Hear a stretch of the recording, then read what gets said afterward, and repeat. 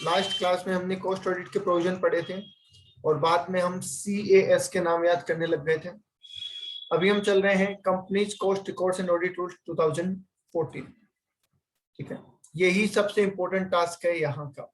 क्या, देखिए, जब आप कॉस्ट ऑडिट की बात करते हैं कि कॉस्ट ऑडिट किसको करवानी, कैसे करवानी, वो सारे रूल्स, वो सारे प्रोविजन यहाँ पे है जिनको हम बोलते हैं शॉर्ट में CRA रूल्स 2014। जो क्या बोलते हैं हम, CRA रूल्स 2014 के नाम से हम इनको जानते हैं। इसमें टोटल 6 रूल है हमारे पास, तो आपको वो 6 रूल के नाम याद होने चाहिए। ठीक है, और फिर उसके अंदर जो प्रोविजन है वो याद होना चाहिए। तो सबसे पहले हम 6 नाम की बात कर लेते हैं। रूल नंबर 1, जैसे किसी भी एक्ट का जो रूल 1 होता है या सेक्शन 1 होता है, वो इंट्रोडक्शन के लिए, टाइटल के लिए या एप्लीकेबिलिटी के लिए होता है, राइट। जैसे हमने इनकम टैक्स का पढ़ा, अपने लॉ का पढ़ा होगा, GST का पढ़ा होगा, तो सेक्शन 1 या रूल 1 हमेशा इंट्रोडक्शन की ही बात करता है कि ये जो एक्ट है ये कहाँ लगता है, कहाँ नहीं लगता है, ये जो रूल है ये कहाँ लगते हैं और कब से लगते हैं। तो यहाँ पे जो रूल 1 है वो शॉर्ट टाइटल एंड कमेंसमेंट की बात करते हैं, और ये जो रूल है ये 30 जून 2014 से अप्लीकेबल हुए हैं, 30 जून 2014 से अप्लीकेबल हुए हैं, राइट। ओके, रूल 2 जो है वो डेफिनेशन की बात कर रहा है कि जैसे इनकम टैक्स में भी हमने पढ़ा था कि सेक्शन 2 में डेफिनेशन बताई गई थी, वैसे ही रूल 2 में भी डेफिनेशन बताई गई है। यहाँ पे डेफिनेशन क्यों बताई जाती है किसी भी एक्ट में, वो इसलिए बताई जाती है ताकि वो वर्ड जब आगे बार बार में रिपीटेडली यूज होगा तो आपको पता होता है कि उस वर्ड का मतलब क्या है। ठीक है, एक्ट आपको बार बार नहीं बताना चाहता, इसलिए वो एक बार में ही आपको बता देता है कि क्या मतलब है उस वर्ड का, राइट। तो देखिए कौन कौन से वर्ड समझाए गए हैं। एक्ट मतलब कि आगे जहां पे भी लिखा हुआ है एक्ट, आप समझ जाना ये कंपनीज एक्ट 2013 की बात कर रहा है। कॉस्ट अकाउंटेंट इन प्रैक्टिस, जब भी कॉस्ट अकाउंटेंट इन प्रैक्टिस की बात आए मतलब CMA की बात कर रहे हैं जिसके पास COP हो। कॉस्ट ऑडिटर का मतलब, कॉस्ट ऑडिटर का मतलब वो पर्सन जो कॉस्ट ऑडिट करता है, और CMA जिसके पास COP हो वो ही कॉस्ट ऑडिट करता है। तो इसलिए अगर कॉस्ट ऑडिटर वर्ड यूज किया गया है तो आप ये समझ सकते हैं कि हम किसी CMA प्लस COP होल्डर की बात कर रहे हैं। ओके, कॉस्ट ऑडिट रिपोर्ट, हमने जो कॉस्ट ऑडिट की उसकी जो रिपोर्ट सबमिट होती है वो होती है कॉस्ट ऑडिट रिपोर्ट। ठीक है, कॉस्ट रिकॉर्ड्स का मतलब, कॉस्ट रिकॉर्ड्स का मतलब होता है कि वो डॉक्यूमेंट्स या वो रिकॉर्ड्स जो किसी प्रोडक्ट के प्रोडक्शन से रिलेटेड होते हैं, प्रोडक्शन या मैन्युफैक्चरिंग से रिलेटेड जो रिकॉर्ड्स होते हैं वो कॉस्ट रिकॉर्ड की डेफिनेशन में आते हैं।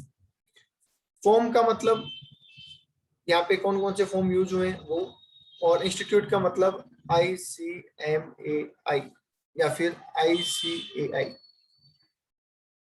ओके, बता दीजिए एक बार यहाँ तक कोई डाउट।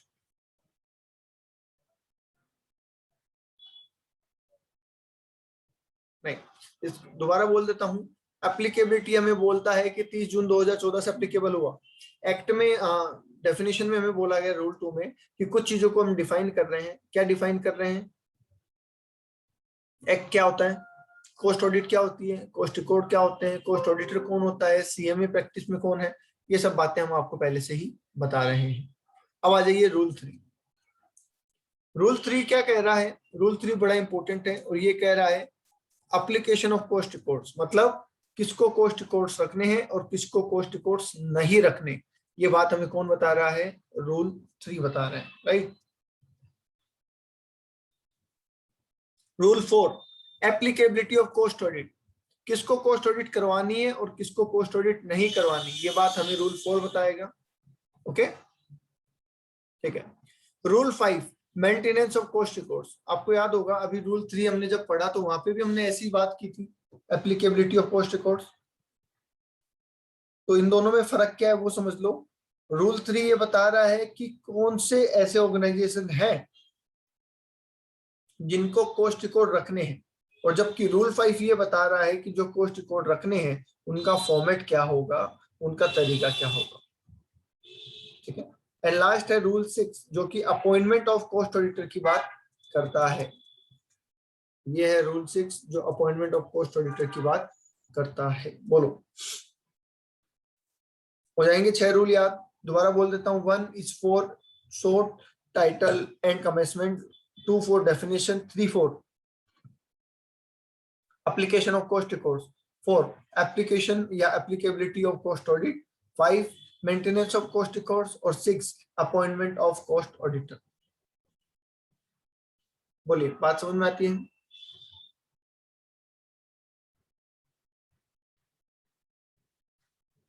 ठीक है।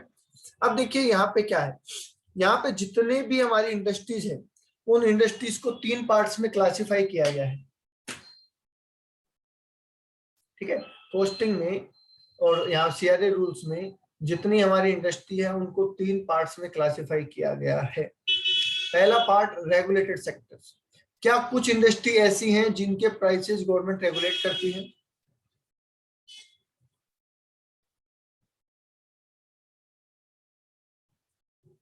बोलिए, क्या कुछ इंडस्ट्रीज ऐसी हैं जिनके प्राइस गवर्नमेंट रेगुलेट करती है? अगर हाँ तो कौन सी?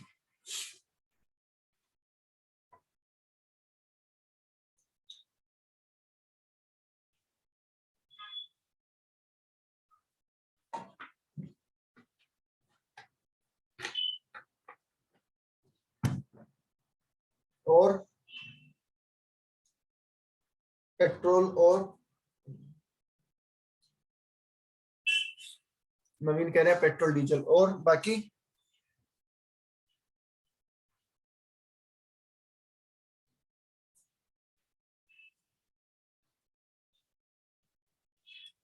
और बताइए इसके अलावा कौन सा प्रोडक्ट है?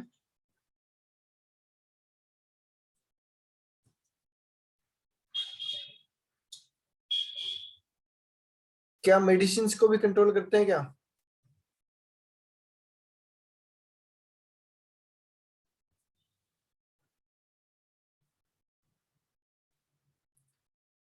पावर को, इलेक्ट्रिसिटी, टेलीकॉम, टेलीकम्युनिकेशंस। बोलो, टेलीकॉम है, टेलीकम्युनिकेशन।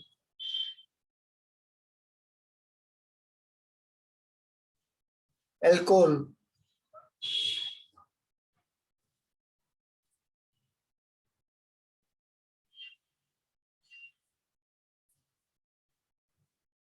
यस। तो टोटल ऐसे 6 सेक्टर यहाँ पे हैं। टोटल कितने सेक्टर है? 6। 6 सेक्टर ऐसे हैं जो रेगुलेटेड सेक्टर की कैटेगरी में आते हैं। ठीक है, आप कहोगे कि सर हमें ये क्यों देखना है कौन सा रेगुलेटेड है या कौन सा नहीं है? आपको बिल्कुल देखना पड़ेगा। 3 कैटेगरी यहाँ पे है, ए, बी एंड सी। ए होती है रेगुलेटेड, बी होती है नॉन रेगुलेटेड और सी होती है अदर। ठीक है, तो ये टेबल ए, ये टेबल बी और ये टेबल सी। इस टेबल ए में 6 आइटम है जो आपको डेफिनेटली याद रखने हैं। कौन से 6 आइटम है? ठीक है, इस टेबल में 33 आइटम है। तो आपको ये पता होना चाहिए 33 है, नाम याद रखने की जरूरत नहीं है। और बाकी सारे आइटम इसमें है।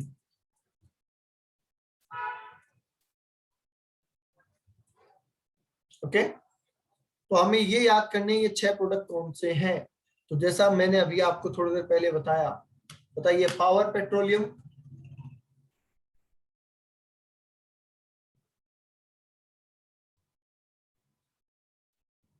पहला नाम है पेट्रोलियम प्रोडक्ट, दूसरा है टेलीकम्युनिकेशन, तीसरा है इलेक्ट्रिसिटी, चौथा है ड्रग्स एंड फार्मास्यूटिकल, पांचवा है फर्टिलाइजर और छठा है sugar and industrial alcohol. Sugar and industrial alcohol.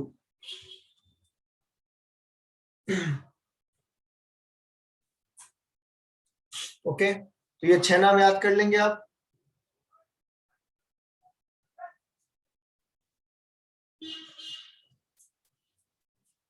Yes sir, हम ये 6 नाम याद कर लेंगे। ठीक है, बी टेबल जिसको हम नॉन रेगुलेटेड सेक्टर बोल रहे हैं, इस पे 33 आइटम है और नाम याद करने की आपको जरूरत नहीं है। और बाकी सारे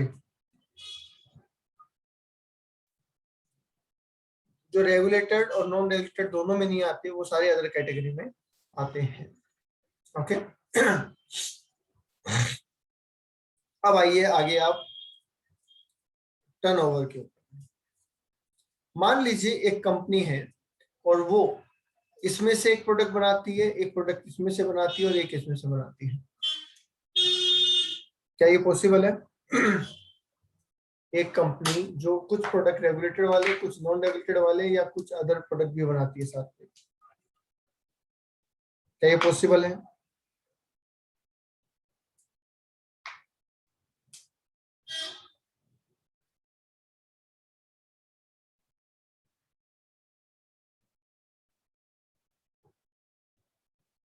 बिल्कुल पॉसिबल है। ठीक है, बिल्कुल पॉसिबल है, ये ऐसा हो सकता है। ठीक है, अब कॉस्ट ऑडिट में देखना क्या खास बात है कि यहाँ पे जो ऑडिट होती है वो प्रोडक्ट वाइज होती है। मतलब मान लीजिए आप रेगुलेटेड प्रोडक्ट भी बनाते हैं और नॉन रेगुलेटेड प्रोडक्ट भी बनाते हैं, ठीक है, पर एज पर लो आपको सिर्फ रेगुलेटेड प्रोडक्ट की ही ऑडिट करवानी है, तो आप सिर्फ रेगुलेटेड प्रोडक्ट की ऑडिट भी करवा सकते हैं। ओके, कैसे? तो देखिए, दो टर्नओवर यहाँ पे काम में आएंगे हमारे। मैं पहले ही समझा देता हूँ इसका मतलब क्या है। पहला वर्ड आता है ओवरऑल टर्नओवर। पहला वर्ड है ओवरऑल टर्नओवर।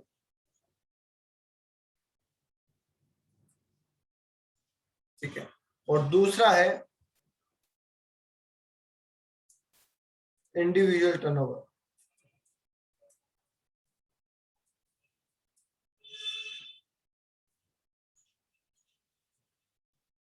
ओवरऑल टर्नओवर और इंडिविजुअल टर्नओवर। तो मैं आपको बता दूं ओवरऑल टर्नओवर का मतलब क्या है। यहाँ पे ओवरऑल टर्नओवर का मतलब है ए प्लस बी प्लस सी, ए प्लस बी प्लस सी। ठीक है, और जबकि इंडिविजुअल टर्नओवर का मतलब है ए प्लस बी। ये टर्नओवर काम कहाँ आएंगे? अभी जब हम आगे के रूल पढ़ेंगे तब ये काम आएंगे, तो अभी आप इसको समझ लो।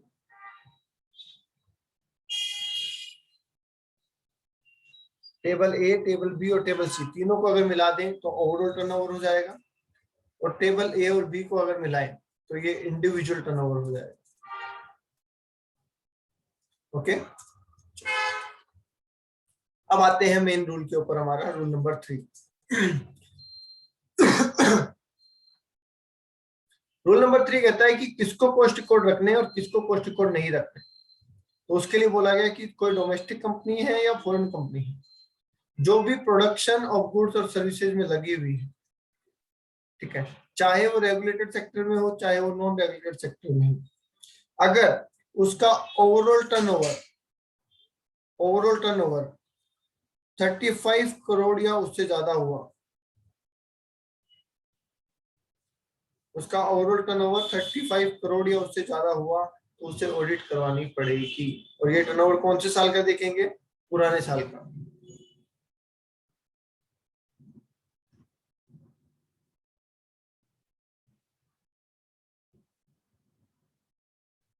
ओके, ओवरऑल टर्नओवर का मतलब है टेबल ए, टेबल बी और टेबल सी।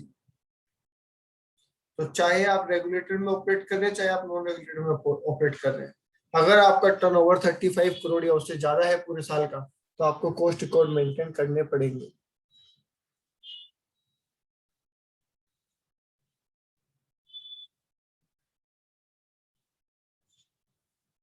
ओके, चलिए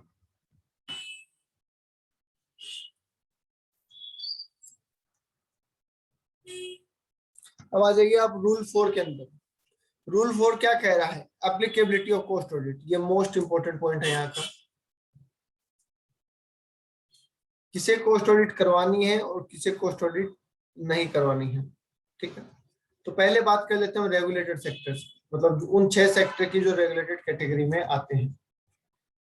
इनको बोला गया कि अगर आपका ओवरऑल टर्नओवर इस साल का, जो पिछला साल था जस्ट पीछे वाला, उसमें ओवरऑल टर्नओवर 50 करोड़ या उससे ज्यादा हो,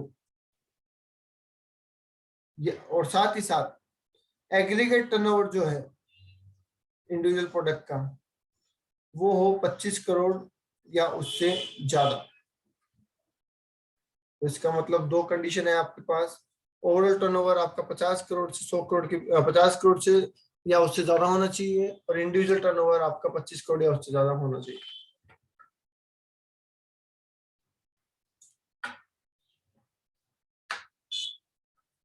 अगर दोनों कंडीशन फुलफिल होती है तो आपको टैक्स पढ़ना है, आपको ये रिकॉर्ड ऑडिट करवानी है, और अगर नहीं है तो आपको ऑडिट नहीं करवानी।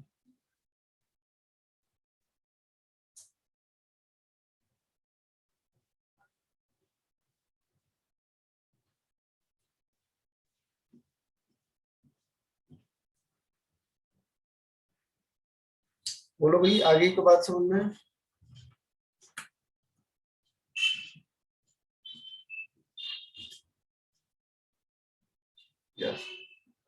सेम बात कर लेते हैं हम नॉन रेगुलेटेड की, जिसमें बोला गया कि ओवरऑल टर्नओवर तो आपका 100 करोड़ या उससे ज्यादा होना चाहिए, और इंडिविजुअल टर्नओवर 35 करोड़ या उससे ज्यादा होना चाहिए। ठीक है, सिंपल सी बात है। रेगुलेटेड में 25 और 50, और नॉन रेगुलेटेड में 35 और 100। अगर ये दोनों क्राइटेरिया फुलफिल होते हैं तो ये आपको ऑडिट करवानी है, वरना आपको ऑडिट नहीं करवानी है। मान लीजिए एक ऑर्गेनाइजेशन है जिसका टोटल टर्नओवर जो है वो है 55 करोड़ रुपए। एक ऑर्गेनाइजेशन का ओवरऑल टर्नओवर है 55 करोड़ रुपए। ठीक है, और उसका ठीक है, और उसका इंडिविजुअल जो टर्नओवर है सिर्फ प्रोडक्ट एक ही अगर अपन बात करें तो वो है 20 करोड़ रुपए। तो बताइए उसे ऑडिट करवानी है या नहीं।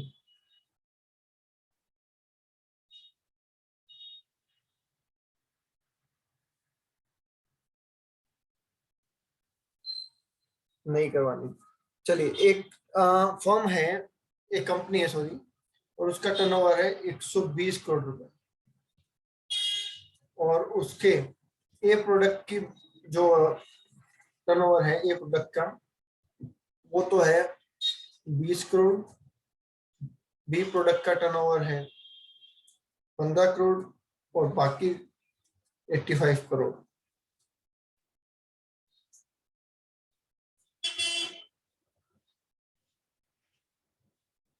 दोबारा सुन लीजिए, 120 करोड़ का टोटल टर्नओवर है, जिसमें ए टेबल का 20% है, हाँ सॉरी 20 लाख 20 करोड़ रुपए है, और बी टेबल का 15 करोड़ है, और सी टेबल का 85 करोड़ है। तो क्या इन्हें कॉस्ट रिकॉर्ड रखने हैं या नहीं।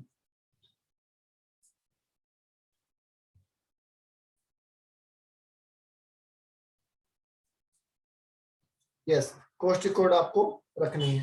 कॉस्ट ऑडिट करवानी है क्या। कॉस्ट ऑडिट करवानी है क्या। यस, कॉस्ट ऑडिट भी करवानी है, क्योंकि चारों ही रिक्वायरमेंट फुलफिल हो रही है।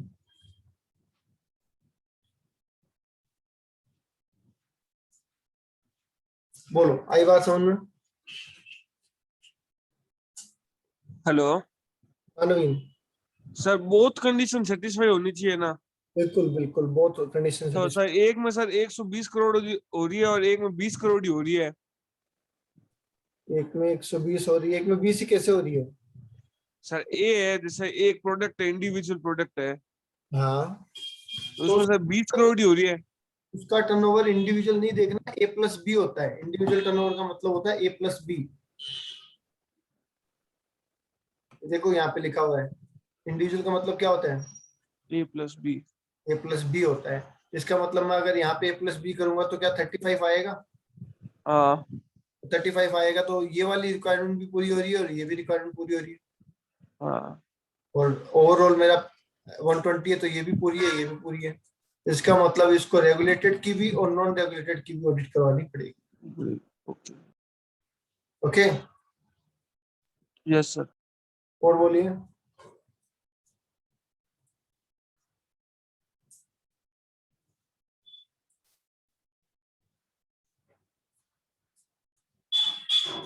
और बोलो कोई, किसी को डाउट है तो दोबारा सुन लो, मुझे पता है इस पे कंफ्यूजन हो सकता है। इसमें कंफ्यूजन हो सकता है तो दोबारा सुन लो एक बार।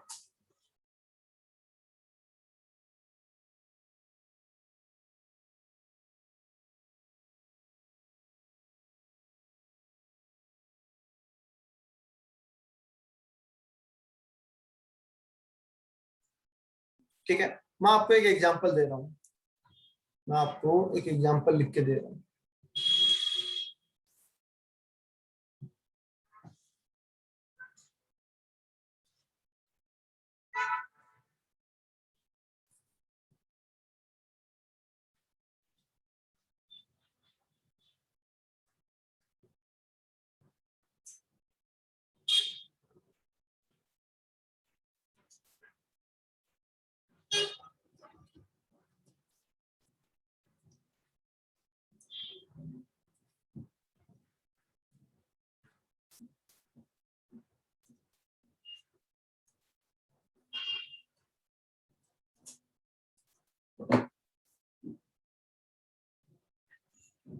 हम्म।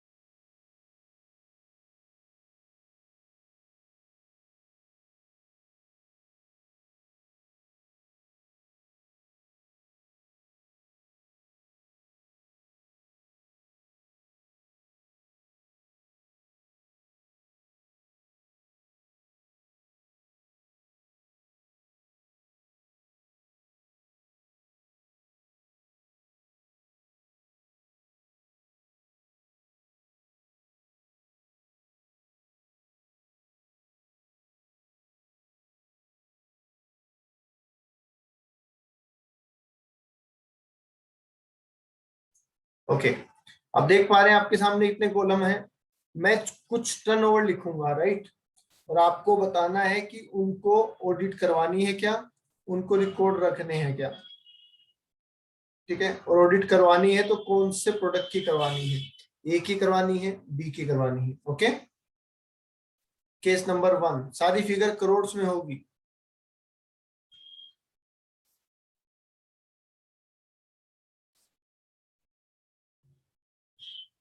लो जी, 10 करोड़ का ए टेबल का टर्नओवर है, मतलब रेगुलेटेड का टर्नओवर है। 8 करोड़ का बी टेबल का नॉन रेगुलेटेड का टर्नओवर है, और 7 करोड़ का सी टेबल मतलब अदर सेक्टर का टर्नओवर है। टोटल 25 करोड़ का टर्नओवर है। इनको कॉस्ट रिकॉर्ड रखने हैं क्या? नहीं। और जब कॉस्ट रिकॉर्ड नहीं रखने तो क्या कॉस्ट ऑडिट करवानी है?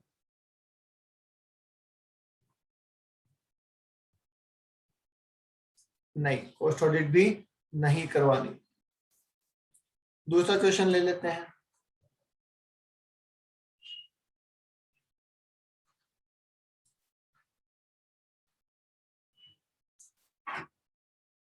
लो जी, अब इस केस में कॉस्ट रिकॉर्ड रखने हैं क्या? यस। कॉस्ट ऑडिट करवानी है क्या?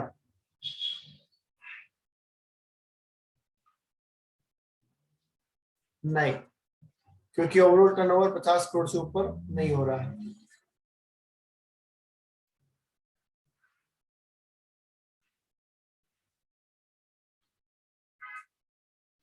बोलिए, कॉस्ट रिकॉर्ड रखने हैं क्या?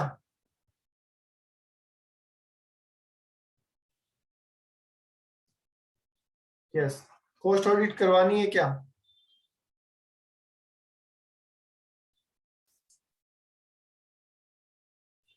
कौन से प्रोडक्ट की?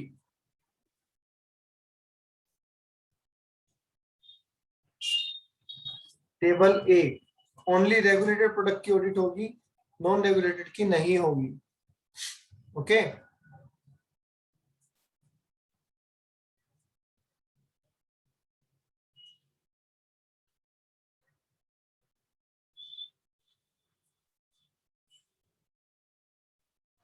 लो जी, बताइए कॉस्ट रिकॉर्ड्स रखने हैं क्या?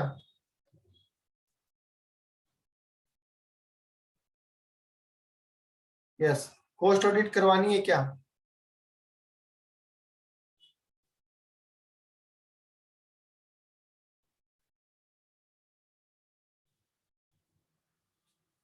यस, कॉस्ट ऑडिट करवानी है क्या?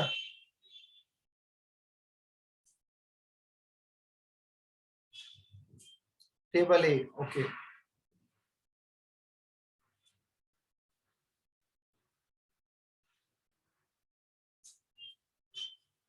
हाँ जी, कॉस्ट रिकॉर्ड रखने हैं क्या?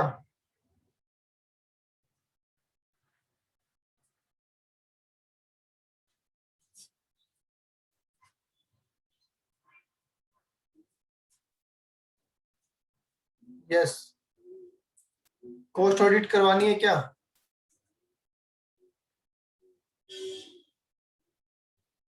कौन से प्रोडक्ट की?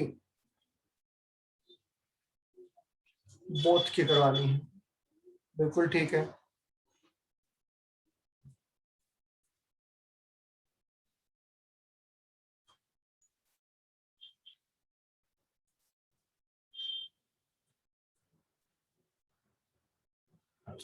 ओके, लास्ट केस है, कॉस्ट रिकॉर्ड रखने हैं। यस, कॉस्ट ऑडिट करवानी है क्या?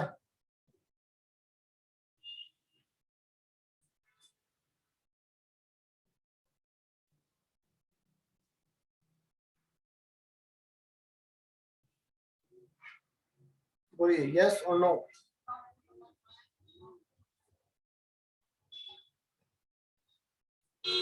नहीं करवानी, क्योंकि वैसे तो ये ए टेबल के ऑडिट के लिए लायबल है, क्योंकि 0 + 25 हो गया। इंडिविजुअल तो 0 + 25 देखोगे आप तो 25 हो गया। ओवरऑल 50 से ऊपर हो गया, इसका मतलब वैसे तो इसको ए की ऑडिट करवानी चाहिए, पर ये प्रोडक्ट ये बनाते ही नहीं है, ये तो ये प्रोडक्ट में है ही नहीं इंगेज, तभी तो इनका टर्नओवर ए से 0 है, तो इसलिए इनको कोई ऑडिट नहीं करवानी है। सर टेबल ए मतलब ए और बी दोनों इंक्लूड है क्या उसमें?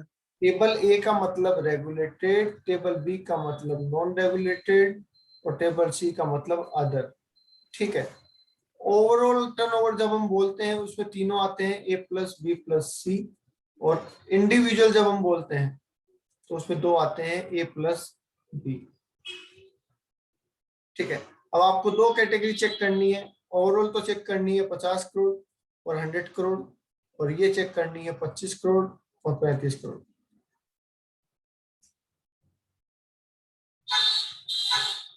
समझ गए? तो जब भी आप 100 करोड़ चेक कर रहे होंगे, 50 करोड़, तो आप A + B + C मतलब टोटल को देखेंगे। Okay, yes sir. तो डाउट है तो पूछ लो, या कोई टर्नओवर आप लिखवाना चाहते हो कि सर हम जो बताएं वो टर्नओवर लिखो, फिर बताओ क्या सर सोल्यूशन। टेबल 3 वाला बताना एक बार, 3 वाला। बोलो कौन सा लिखे, तीसरा ऑप्शन। नहीं नहीं, जो आपने 3 एग्जांपल 3 दिया ना वो बताना, उसका एग्जाम्पल टेबल नंबर फर्स्ट। देखो, हाँ।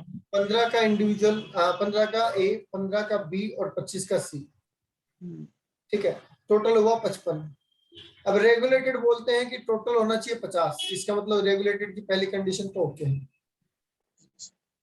रेगुलेटेड का दूसरी कंडीशन बोलती है कि इन दोनों को मिला के 25 से ज्यादा होना चाहिए, इसका मतलब वो भी ओके है। तो टेबल ए तो लायबल हो गया ही हो गया।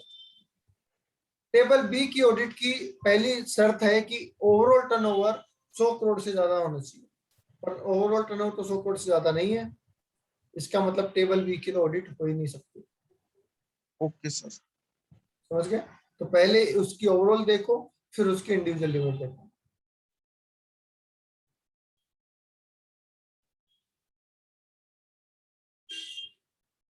और बोलिए, किसी को और डाउट है तो।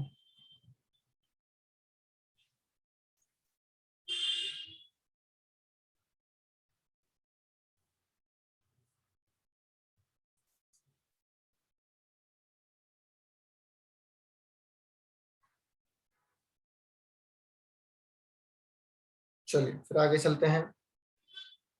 अब क्लियर है, ओके ठीक है। आगे क्या बोला गया? आगे बोला कि 3 एक्सेप्शन भी है इसके। चाहे आप रेगुलेटेड में हो चाहे आप नॉन रेगुलेटेड में हो। अगर आप ये 3 कामों में से कोई भी एक काम करते हैं तो आपको कोस्ट ऑडिट करवाने की जरूरत नहीं है। पहला, आप सेज में ऑपरेट करते हैं, आप सेज में ऑपरेट करते हैं तो आपको कोस्ट ऑडिट करवाने की जरूरत नहीं है, ठीक है। दूसरा, आपकी जो रेवेन्यू है एक्सपोर्ट से वो 75% ऑफ टोटल रेवेन्यू होनी चाहिए। मतलब जितना आपका टोटल रेवेन्यू है उसमें से 70% और उससे ज्यादा आपका एक्सपोर्ट टर्नओवर होना चाहिए।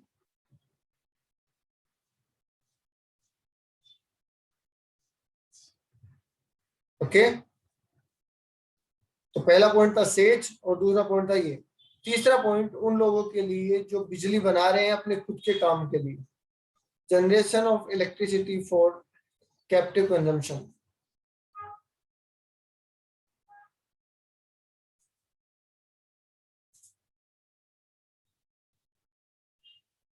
बोलो जी, आगे बात समझ में। जो लोग सेज में ऑपरेट होते हैं जिनका एक्सपोर्ट टर्नओवर टोटल टर्नओवर के 75% या उससे ज्यादा है, और जो लोग इलेक्ट्रिसिटी खुद के लिए प्रोड्यूस कर रहे हैं, इन तीनों लोगों को कोस्ट ऑडिट करवाने की जरूरत नहीं है, पर कोस्ट रखने पड़ेंगे।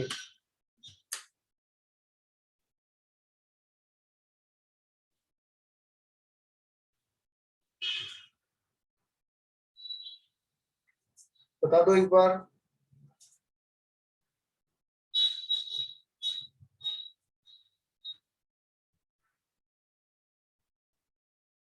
ओके,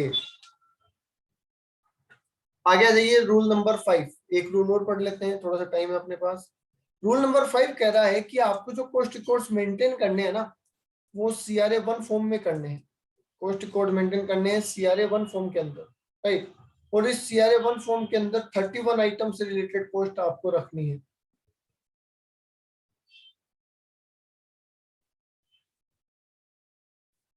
ओके, अब आपको ये याद करने हैं क्या 31 आइटम? नहीं, आपको याद नहीं करने। आपको सिर्फ इतना ध्यान रखना है कि CRA 1 form, form number CRA 1, इसके अंदर आपको क्या करना है, रिकॉर्ड्स मेंटेन करने हैं सारे जितने भी आपके ऊपर अप्लीकेबल है। बोलिए, इज दैट क्लियर? यहाँ तक क्लियर है?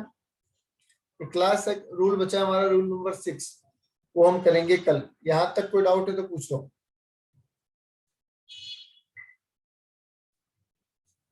यहाँ तक कोई डाउट है तो पूछ लो।